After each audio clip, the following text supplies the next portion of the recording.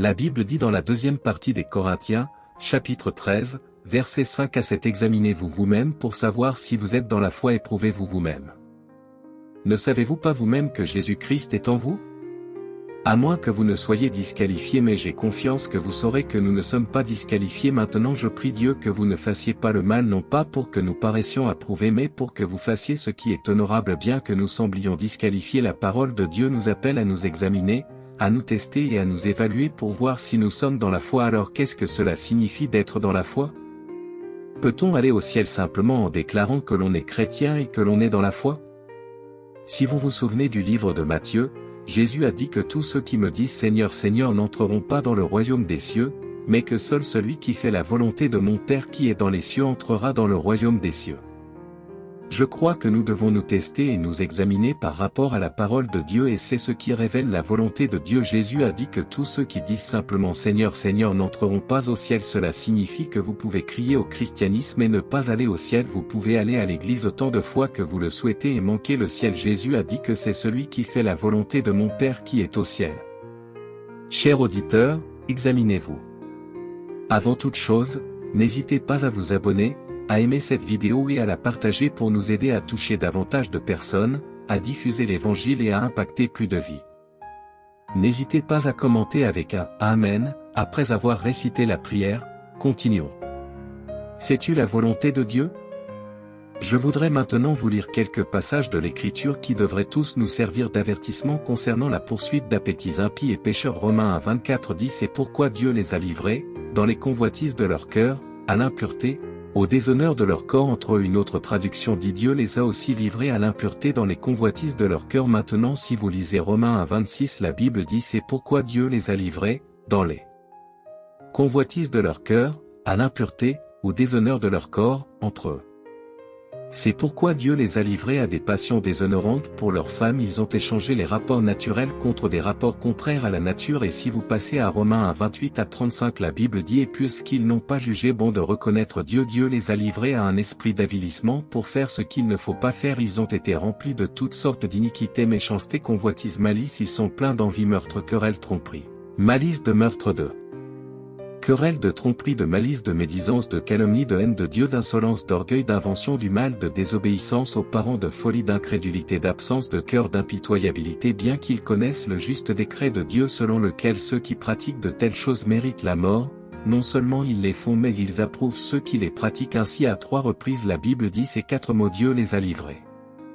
Avertissez que si vous persistez à entretenir cet appétit pour le péché, si vous choisissez de rejeter Dieu et de ne pas vous repentir, il y a des conséquences. Saints, affamons tout désir de péché que nous avons, ayant un appétit pour Jésus-Christ et Jésus-Christ seul. Satan est après votre cœur et notre propre chair pécheresse veut attaquer et remplir nos cœurs de péché lorsque nous avons une journée difficile ou que nous traversons des temps difficiles.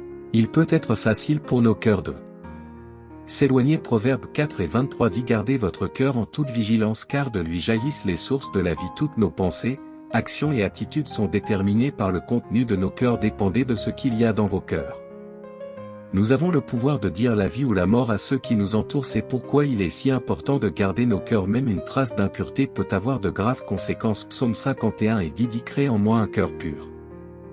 David a écrit ce psaume après avoir commis l'un des actes les plus méchants de sa vie. Il avait commis l'adultère avec Bethsabée, comploté le meurtre de son mari et tenté de le dissimuler de manière malhonnête. Lorsque Nathan lui a révélé son péché, il s'est immédiatement repenti. Dans ce psaume, David s'écrie créez en moi un cœur pur, et vous pouvez presque entendre le désespoir dans la voix de David. David n'a pas nié la méchanceté qui se cachait dans son cœur. Il s'est simplement humilié et a supplié Dieu de lui en donner un nouveau. Matthieu 5:8 dit, heureux les cœurs purs, car ils verront Dieu. La récompense d'un cœur pur est une relation étroite et fructueuse avec le Seigneur, qui vaut bien plus que n'importe quel plaisir. En vivant dans le péché et l'impureté, nous pourrions obtenir la promesse de voir un jour Dieu face à face, de communiquer avec lui et de jouir de lui pour toujours.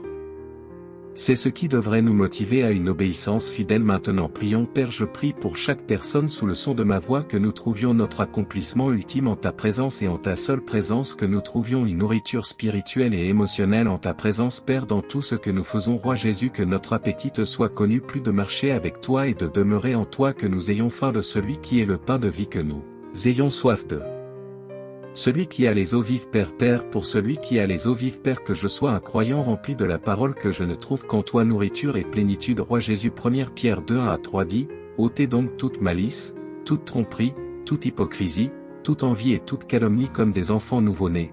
Aspirez au lait spirituel pur afin qu'il vous fasse grandir dans le salut. Si vous avez goûté que le Seigneur est bon, créez en moi un cœur pur, renouvelez en moi un esprit droit. Je sais qu'un tel cœur t'est plus agréable que les sacrifices ou les bonnes œuvres. Tu désires un cœur brisé par le péché et qui cherche humblement ton pardon. Psaume 119 verset 9. Comment un jeune homme peut-il garder son chemin pur en le gardant selon ta parole? Seigneur, donne-moi la grâce de rendre mon chemin pur devant ta vue. Chaque fois que j'ai des pensées impures et que des désirs pécheurs commencent à s'insinuer, donne-moi la force, Roi Jésus, de résister au diable. Je prie pour que tu aies pitié de moi dans ce monde. Je suis entouré de tentations, il y a tant d'influences polluantes qui menacent d'infiltrer mon cœur chaque jour. Alors Seigneur, aide-moi à garder mon bras, aide-moi à remplir mon cœur de ta parole, aide-moi à être vigilant contre toute force du mal et tout mensonge rusé de l'homme, aide-moi à être dans le monde, mais pas à en faire partie, aide-moi à être dans ce monde, aide-moi à être dans ce monde, mais pas à l'aimer, donne-moi le pouvoir d'avoir une forte influence pieuse dans ce monde plutôt que d'être influencé par ce monde. Aide-moi à être le sel sur cette terre, aide-moi à être une lumière dans les ténèbres, guide mes amis, ma famille, mes voisins et les étrangers vers la croix glorieuse. Ta parole m'appelle dans Philippiens 4 verset 8 à dire enfin frères, tout ce qui est vrai, tout ce qui est honorable, tout ce qui est juste, tout ce qui est pur, tout ce qui est vrai, tout ce qui est vrai, tout ce qui est vrai, tout ce qui est juste, tout ce qui est pur, tout ce qui est vrai, tout ce qui est vrai, tout ce qui est juste, tout ce qui est pur, tout ce qui est beau, tout ce qui est digne de louange. S'il y a quelque chose d'excellent, s'il y a quelque chose de digne de louange, pensez à ces choses. Seigneur, je prie pour que je ne sois pas une éponge qui absorbe toutes les saletés de ce monde.